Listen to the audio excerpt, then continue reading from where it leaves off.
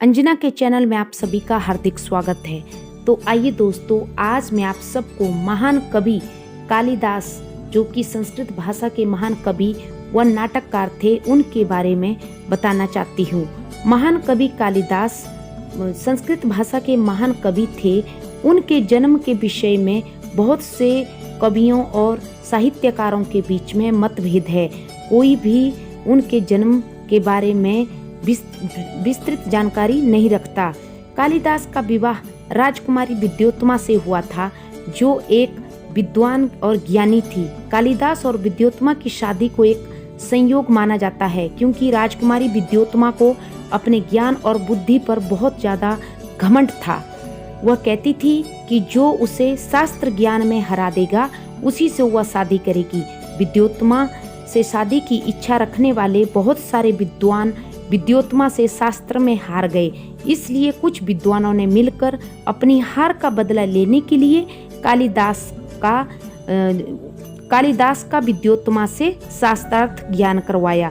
कालिदास एक मूर्ख व्यक्ति थे, क्योंकि जब सारे विद्वान मिलकर एक अज्ञान मूर्ख की तलाश कर रहे थे, तब उन्हें कालिदास दिखाई दिए, जो कि जिस पेड़ की टहनी पर बैठे थे उसी को काट रहे थे। तब सभी को लगा, इससे ज्यादा मूर्ख इस दुनिया में कोई नहीं मिलेगा। तब कालिदास को विद्योत्तमा के पास ले गए और बोले, कालिदास, हम लोगों के गुरु महाराज हैं और आज इन्होंने मौन व्रत किया हुआ है। आप इनसे मौन शब्द वाली सांकेतिक भाषा में शास्त्र का ज्ञान पूछ सकती हैं, कर सकती हैं। ये संकेतों के माध्यम से ही आपको सारा ज्ञान बताएंगे। जब विद्योत्तमा कालिदास से मौन शब्दावली में इशारों से प्रश्न पूछती है, तो उसका जवाब भी कालिदास सांकेतिक भाषा में ही देते हैं, जिसको वहां पर उपस्थित सारे विद्वान इस प्रश्न के जवाब को सही तर्क देते हुए विद्योत्तमा को समझा देते हैं, क्योंकि वो सारे विद्वान मिले हुए थे। विद्योत्तमा ने कालिदास से एक प्रश्न सांकेतिक भाषा में पूछा। प्रश्न के रूप में विद्योत्तमा ने कालिदास को खाली हथेली दिखाई, जिसके कालिदास ने समझा कि वह मुझे थप्पड़ मारने के लिए दिखा रही है। इस प्रश्न के जवाब में कालिदास ने मुट्ठी को बंद करके उसको मुक्का दिखाया, जिससे विद्योत्तमा समझ गई कि कालिदास के इशारे से पता चलता है कि 5 इंद्रियां अलग अलग है, लेकिन सभी मन के द्वार संचालित होती है। इस जवाब से प्रभावित होकर विद्योत्तमा ने कालिदास से शादी करने के लिए राजी हो गई और उन विद्वानों ने विद्योत्तमा को समझा लिया।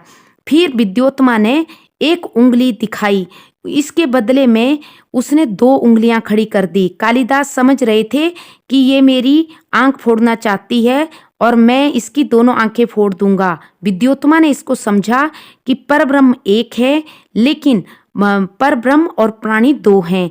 इस पर विद्योत्तमा बहुत खुश हो गई और कालिदास से शादी करने के लिए राजी हो गई। कुछ दिनों के बाद विद्योत्तमा को पता चल गया कि कालिदास एक मंदबुद्धि और मूर्ख इंसान है। तब विद्योत्तमा ने कालिदास को धक्के मारकर घर से बाहर निकाल दिया और कहा कि जब तक तुम पंडित बनकर नहीं आते, तुम्हें पूरा शास्त्रों का ज्ञान नहीं होता, तब तक घर वापस मत आना। कालिदास ने पत्नी से अपमानित होने के बाद यह ठान लिया कि जब तक वह एक ज्ञानी पंडित नहीं बन जाते, तब तक घर वापस नहीं लौटेंगे। इसी संकल्प के साथ उन्होंने घर का त्याग कर दिया और माँ काली के उपासक बन गए। माँ काली के आशीर्वाद से एक परम ज्ञानी पंडित और साहित्य के विद्वान बन गए। उसके बाद वह घर लौट आए। जब वह घर पहुंचकर आए तो पत्नी को आवाज लगाई, तो विद्योत्तमा को आवाज सुनकर पता चल गया कि दरवाजे पर कोई परम ज्ञानी इंसान आया हुआ है। लेकिन कहते हैं दोस्तों कि कालिदास ने अपनी पत्नी को अपना गुरु मान लिया कि आपके कारण ही मुझे ज्ञान की प्राप्ति हुई है, इसलिए आप मेरी आज से गुरु माँ हैं। और उन्होंने घर छोड़ दिया। उनकी पत्नी ने उनको श्राप दिया कि आपकी मृत्यु भी किसी स्त्री के द्वारा ही होगी। कालिदास ने अनेकों रचनाएं लिखी हैं, जिनमें से कुछ बहुत ही सर्वश्रेष्ठ रचनाएं मानी जाती है। महाकाव्य लिखा हुआ है रघुवंश कुमार संभव। उन्होंने खंड काव्य भी लिखे, मेघदूत और ऋतु संहार। उन्होंने कुछ नाटक भी लिखे, अभिज्ञान, शाकुंतलम, मालविकाग्नि मित्र और विक्रमोर्वशीय, उनकी रचनाएं भी बहुत थी। तो ये थी दोस्तों महान कवि कालिदास और विद्योत्तमा की कहानी। तो थैंक यू।